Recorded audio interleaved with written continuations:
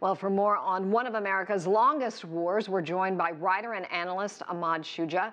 He has lived and worked in Kabul. Welcome back to the broadcast. Good to be back, thank you. So we just heard what President Trump outlined and what Roe said in the report, but tell us in your estimation, why is the U.S. still in Afghanistan? The justification that we've heard in the recent speech by President Trump, in which he outlined his plans for Afghanistan, are all national security related justifications. And some of that is actually reflective of what is happening on the ground, because Daesh is now, or elements calling themselves Daesh, are present in areas that are where they're actually contesting the Taliban.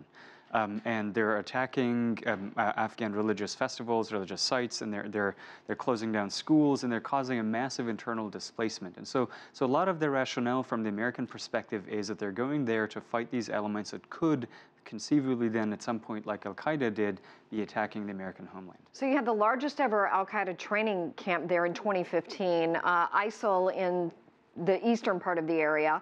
The Taliban is in full force. You have to question whether the U.S. strategy is working.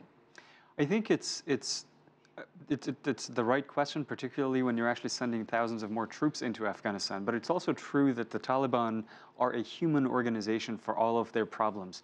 They're actually facing the brunt of the war that's been grinding. They're actually seeing a lot of their operatives being killed, their operational networks are being damaged, and their leaders being killed left, right, and center in Pakistan and Afghanistan and other places. And so they're paying a very heavy cost as well. The Afghan army and the Afghan security forces are paying a heavy cost as well. And so the only factor that could potentially tip over the balance of these scales is increased aid to the Afghan security forces, but also a diplomatic push involving the neighboring countries, including Russia and Pakistan, China, and India, to create the diplomatic conditions conducive for a potential settlement. And that is of real concern, especially with U.S. relations right now going on with Iran. The expected decertification of the nuclear agreement between Iran and the U.S. is part of a multi-layered relationship between the two countries, and it could actually manifest itself in how Iran would then deal with Afghanistan in the future. Well, we have to mention, Ahmad, Afghanistan's drug trade and the opium harvest, and this is in fact fueling aid to the Taliban. How do you beat them if the drug trade is in full force?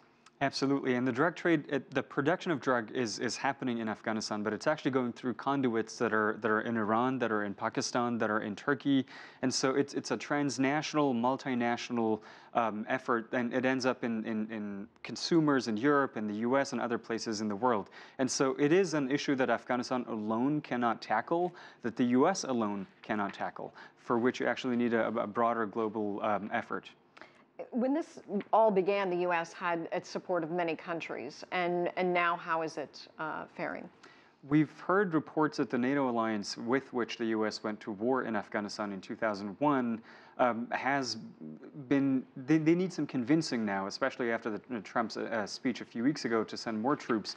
The NATO countries need more convincing to send more troops, because they have to go back to their own home countries and to their own capitals and convince their own people as to why they should be sending more troops at a time when there's more Afghan refugees since 2001 coming to their doorsteps looking for protection, given that they've actually been in Afghanistan for so many years and providing aid and military necessity. So yes, there is a wavering of support in the NATO countries, which is much stronger now than it has been in 2001, although some countries like Australia, for example, are still steadfastly committed to the American policy. All right. Ahmad Shuja, thank you so much. We appreciate your time.